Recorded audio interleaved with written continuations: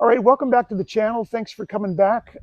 We're here with my friend Jeff again, and if this is your first time to the channel, you may want to go back about a month's time ago. I posted um, some videos of talking about Jeff and his mountain bike riding, and if you looked at those, you know he was training for a big event, and he got his bike set up, and he showed us how that was working. So the ride he was doing was called the TNCA 400.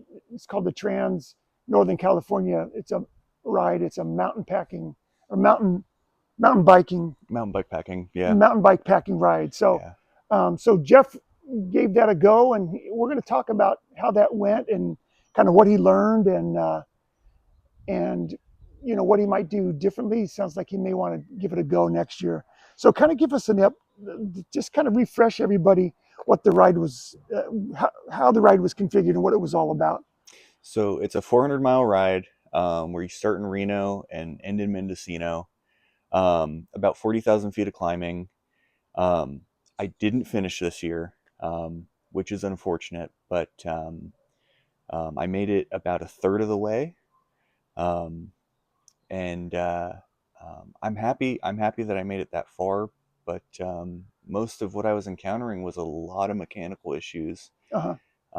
I felt like I was all set up. I double, triple checked everything.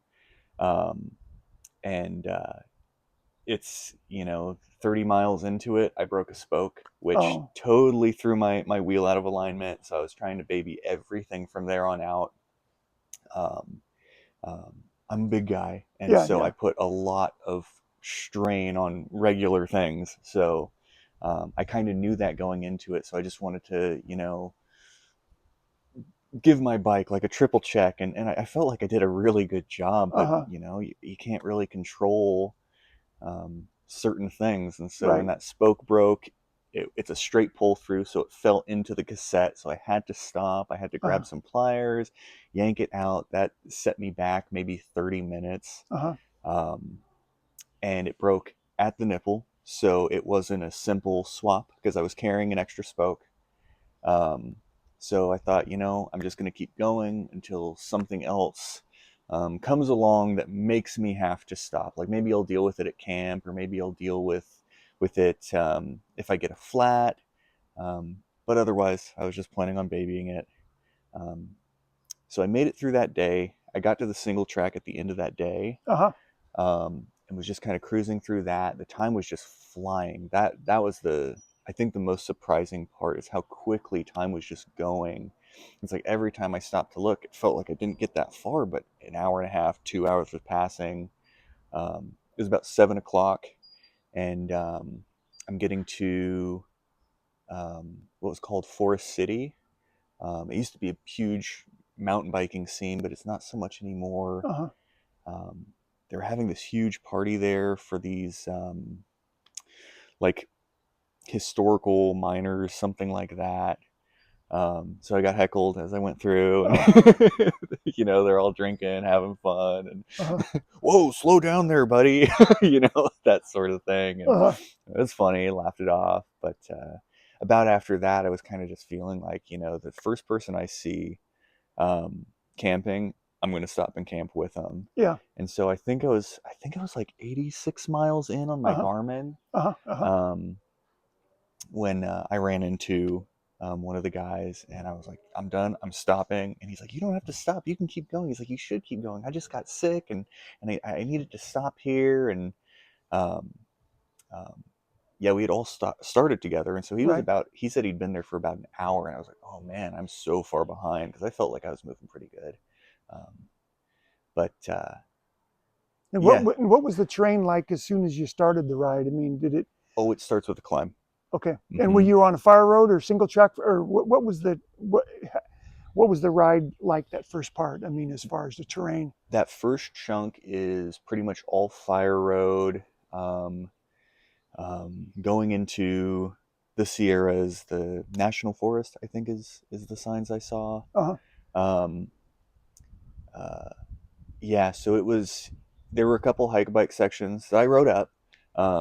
the other guys kind of stopped and hiked it, and I was like, man, it's kind of weird that they're stopping. And they're like, it's just you expend too much energy, Uh-huh. riding through these, and they were long, steep sections. I think by mile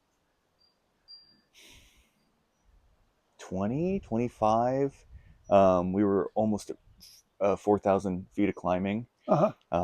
which, and it was just a steady climb the entire way. Um, um, yeah, so once I got to camp, I think I was at about pretty equivalent 8,600 feet or so. Oh, okay. Um, so about, what's that, 100 feet a mile? Just of climbing, climbing, climbing, with some descent, of course. Um, but And how was the heat? How was the heat that day? Or that initial day, it was not so bad.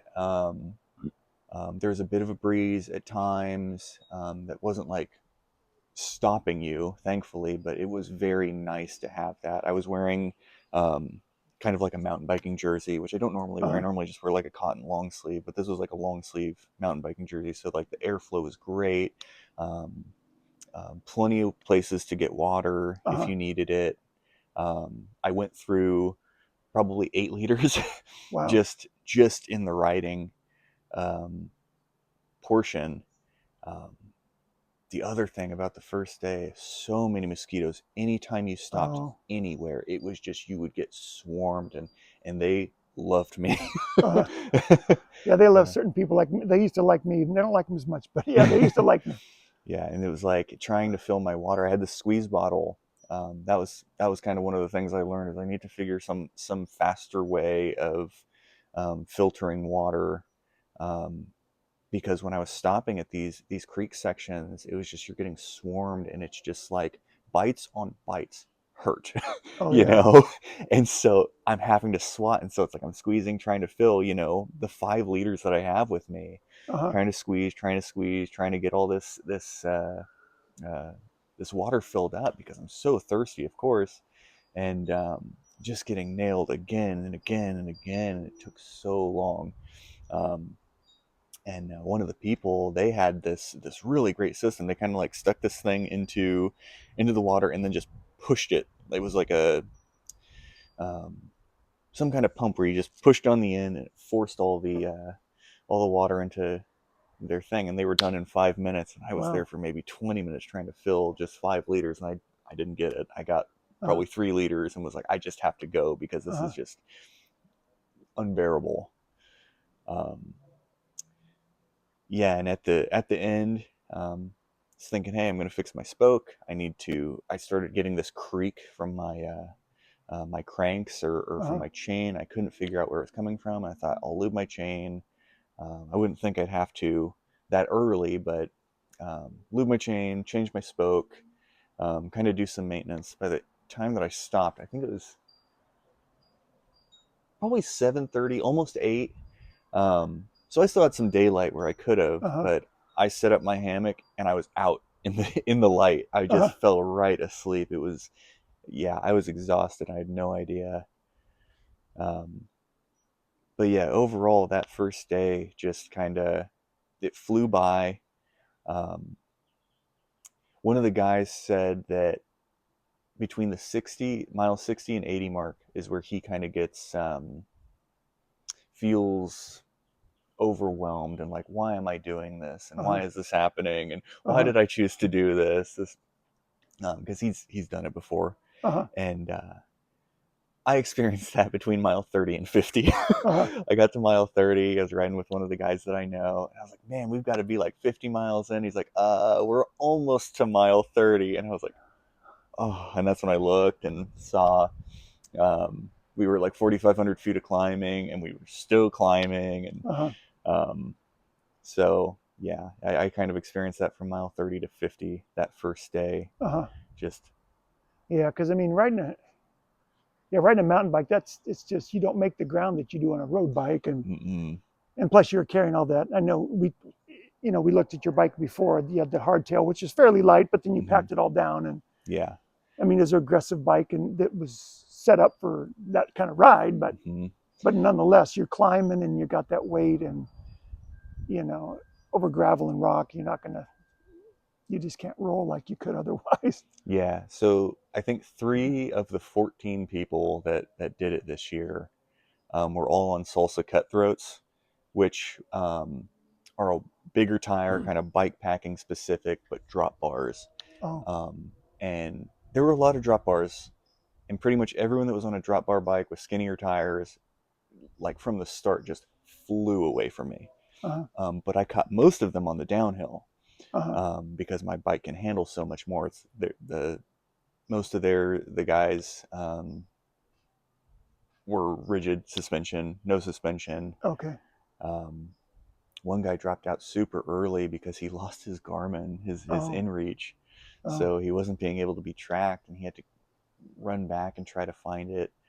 Um, but yeah, a lot of in the end, only 3 people made it. Only 3 people finished the ride. Um, Everyone else dropped out. I was like the second to last person to drop out. So, you know, yeah, that's pretty good. That's pretty good. yeah. And so there's other guys. The salsa cutthroat, is that more of a, like a gravel specific bike, or is it a mountain bike that just doesn't have any suspension? Or Um, I would consider it more of like somewhere between a gravel bike and somewhere between a mountain bike with uh-huh, no suspension because you can fit really fat tires on it. Like you can fit mountain biking tires on it. I'm uh-huh, not sure the exact dimensions, but they yeah, were running, I think, 2.25-inch tires, uh-huh. and they had plenty of room for more. Um, but yeah, so that was kind of the first day.